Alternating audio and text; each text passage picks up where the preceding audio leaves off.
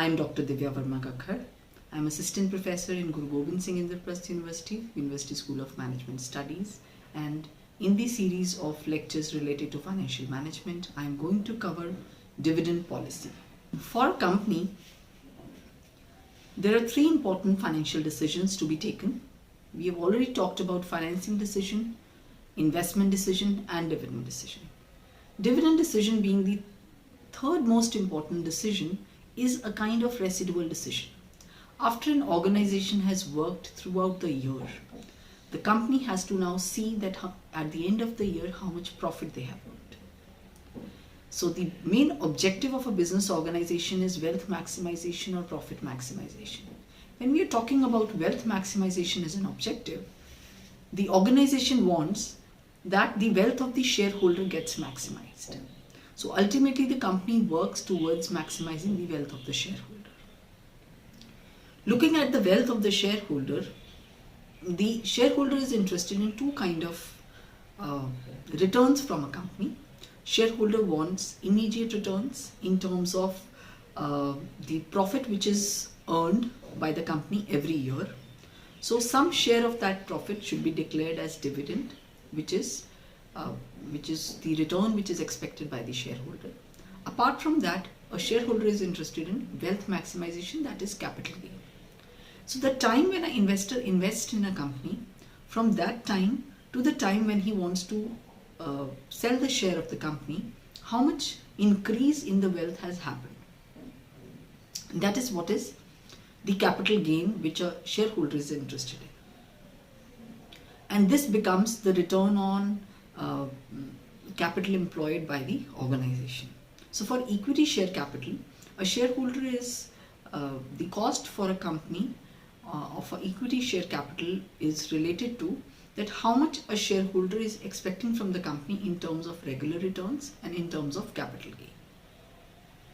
So at the end of the year, when the company prepared its balance sheet and when the company calculates that how much profit has been earned, so in the annual general meeting, it is to be discussed, and it is a strategic decision for a company to find out, that how much profit to be declared in the form of dividend. So the amount of profit which the company is going to declare as dividend will go to the shareholder in the ratio in which they have invested in the shares of the company. So as a shareholder, he would be interested in that, how much is the regular income I am getting from the company. So whether it is a strategic decision or not, what are the factors that affects the dividend policy of a company, and how a company decides that how much dividend to be declared. There are various factors it depends upon. So based on all of this, we would like to cover the topic of dividend policy with you today. So looking at the dividend policy of a company can have a dividend policy of, let's say, giving regular returns to the shareholders. So this regular returns can be in the form of percentage of profit which is declared as dividend, or it can be some fixed amount of cash dividend which is declared by the company. There can be a policy of a company with respect to dividend that they will declare dividend a fixed percentage every year, and there will be some growth in that percentage. So that is a dividend policy where company wants to declare dividend which is growing every year. There can be a dividend policy where the company is not declaring regular dividend, but once in a while it declares dividend as and when it feels like there is surplus profit and they want to declare dividend. So once in a while if they are declaring dividend, so such a dividend policy is known as irregular dividend policy.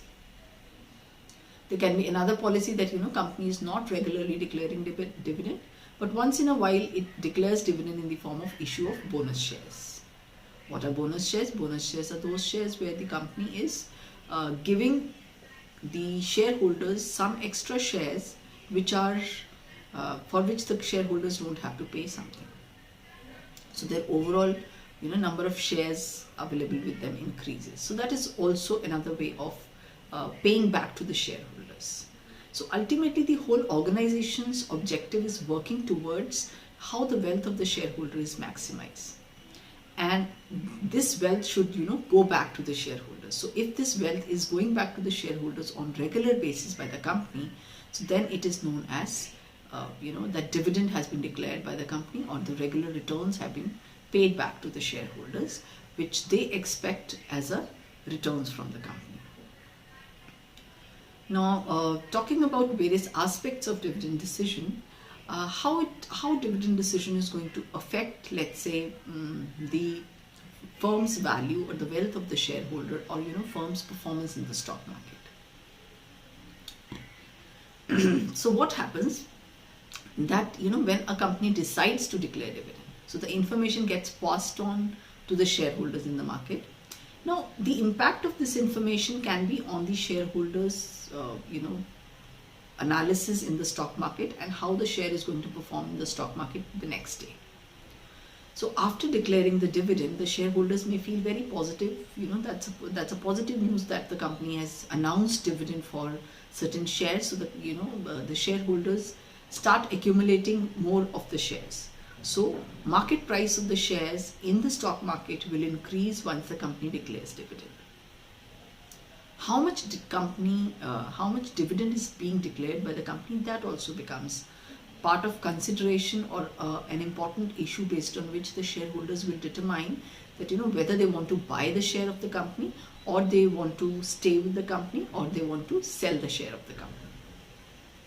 So if the dividend is declared by the company in a way that that is favorable, or that is what was the shareholders' expectation from the company, you will find that there will be a rise in price in the stock market for that company's share, because there will be sudden increase in demand of the shares as compared to the available supply of the shares. So people would like to acquire more and more of that share. But there can be situations when the shareholder was expecting a little higher dividend, or was not even expecting some dividend, and the company declares dividend. So in that scenario, it may be possible that declaring dividend by the company leads to fall in the price of the share in the stock market, because that was not what was expected by the shareholders.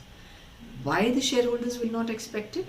Because dividend, once the profit which is distributed to the shareholders in the form of dividend, that profit can also be retained by the company for further growth. So if a company is declaring dividend, that means the company is not going to use that money for further expansion, and whenever the company will need money for expansion, they would issue new shares, or they would borrow money from some other sources. So sometimes the shareholders, when they feel that the company has good growth prospects, so they may not like this idea that company is declaring dividend and giving back to the shareholders some amount of profit every year, and later on they would issue more shares, or raise capital through other sources. So in that way, sometimes the shareholders do not want the companies to declare dividend. But still, if the company declares dividend, that can be taken as a negative sentiment in the stock market, and can lead to fall in the price of the share in the stock market. So definitely, when a company decides to distribute profit, how much profit to be distributed, and whether that profit has to be distributed in cash or not, or whether they have to distribute profit or not. So all of these decisions are very important, because they affect the investor sentiment immediately, and you will find that there will be increase or decrease in the stock market price as soon as this decision is taken in the stock market. So with this background, we would like to start with, or talk about the dividend policy as a decision, and what are the theories related to dividend policy, and why it is considered to be an important decision for a finance manager or for a CFO of a company to take a decision, and how does this affect the overall wealth of the shareholders. Now, as I have discussed about, I've given you a brief on dividend policy. So let's talk about the various aspects of dividend policy. So talking about the returns which a company can give to the shareholders, a shareholder has invested in a company for returns. Now, these returns can be calculated in two ways. One is how much dividend has been declared by the company in a particular year, which can be reflected by D1. So D1 is the amount of dividend which is declared by the company. Then what is the price at which the shareholders has purchased the share of the company? That is reflected by P0, and P1 is the price at which the company's share is trading right now in the stock market. So looking at these two things, so there are two types of returns which a shareholder is expecting from the company. One is regular return in the form of dividend, and second, how much is the increase in the share price since the time he has invested in the company. So P1 minus P0 will give us a value that how much is the stock price has increased over a period of time. So price at the end of the period minus price at the beginning of the period divided by price at the beginning of the period denotes capital gain of a company. And dividend is the dividend declared by the company divided by the price at which the share was purchased is known as dividend yield. So a shareholder is interested in two kinds of returns, dividend yield as well as capital gain. So for a company, should a firm use retained earnings? Now, dividend as a decision is not only reflecting that how much profit should be declared, but dividend as a decision also talks about, is affecting the retained earnings of the company. If the company declares dividend or distribute profit to the shareholders, it is going to affect the amount of profit which is retained by the shareholders. The amount of profit which is retained by the company for future use. So whether a firm should use retained earnings or whether the firm should retain some profit and not declare dividend depends on two things: whether the company wants to finance profitable capital investments or wants to pay dividend to the stockholders. So if the company wants to finance their future capital investments, then they should retain earnings. But if the company wants to declare dividend to the stockholders, then their retained earnings will be affected. So it's like, you have total profit out of which a company has to decide. So how much of the profit has to be distributed to the shareholders and how much profit has to be retained by the company for future use, for future financing investments. Now what happens if a company retained earning for profitable investments? The dividend yield for the company will be 0. But the stock price will increase in the market, resulting in higher capital gain. So dividend yield will become 0, but because of retained earnings, because this brings a positive sentiment that okay, company wants to expand its business, company wants to grow in future, so you will find that the stock price will increase and the capital gain will increase for the company. But if a company declares dividend, how it affects the return of the shareholders? So shareholders is going to receive an immediate cash reward for investing, but the capital gain will decrease because there will not be increase in the stock price of the company. So because the cash is not invested in the firm. So basically when we are talking about dividend decision, it involves basically two decisions. How much of the firm's earnings should be distributed to shareholders as dividend and how much should be retained for capital investment. Talking about the theories of dividend, there are 4 theories of dividend decision, or we can classify it into 2 schools of thought. One is irrelevant school of thought, another is relevant school of thought. Now talking about the 2 schools of thought which exist for dividend decision, they consider that dividend is a strategic decision or a non-strategic decision. So one is an irrelevant school of thought. The irrelevant school of thought says that dividend decision is irrelevant. It doesn't affect the wealth of the shareholders. But there is relevance approach which says that dividend decision is a relevant decision. It affects the shareholders' wealth, or it affects the price of the share in the value of the firm in the market. Now based on the irrelevance approach suggests that dividend decision is an irrelevant decision. It is actually not a decision because it is not going to affect the wealth of the shareholders. So there are 2 theories which are talking about irrelevant school of thought of dividend decision. One is residual approach, another one is Modi, Gilani and Miller approach.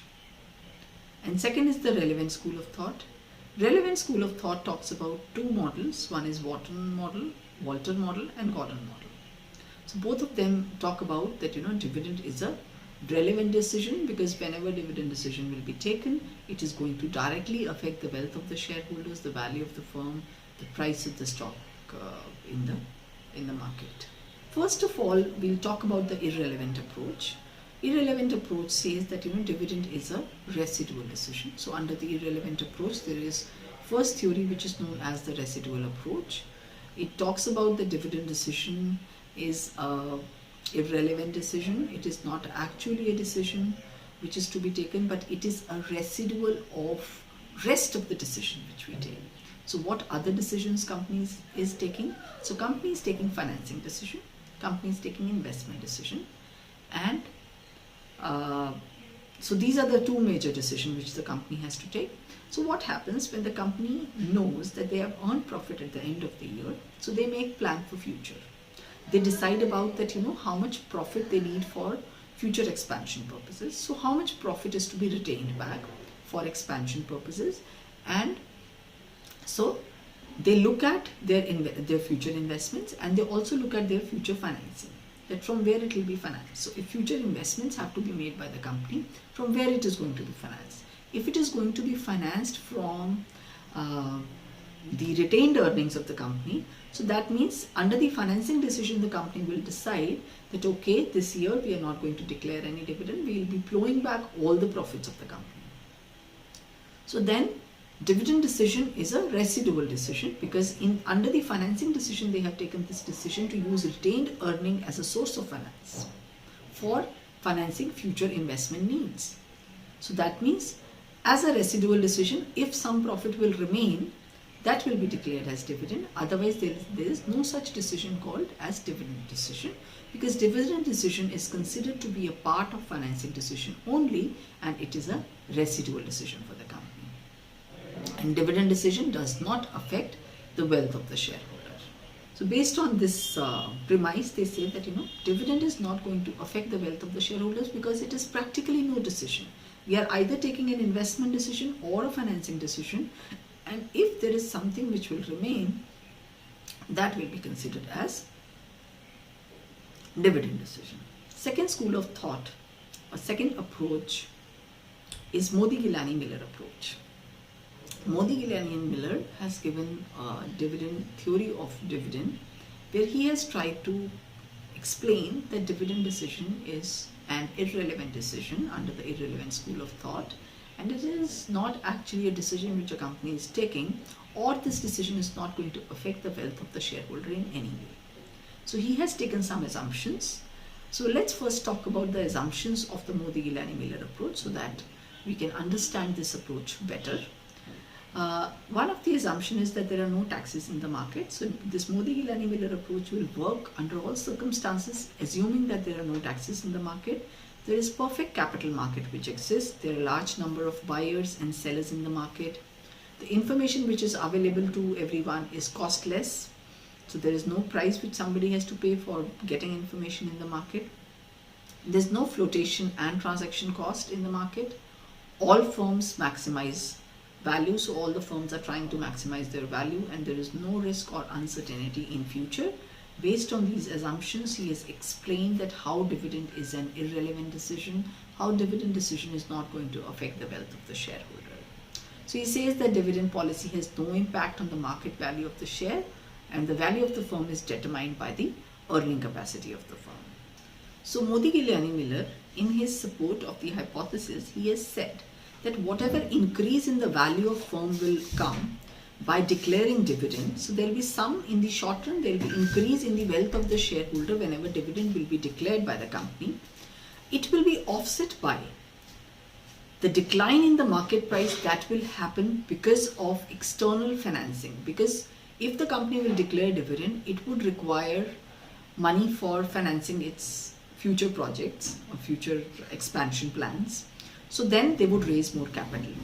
So then if they'll be raising equity capital, so there will be reduction in the market price of the share because of increase in supply of those shares, of the company's shares in the market, which will lead to decline in the market price in the long run.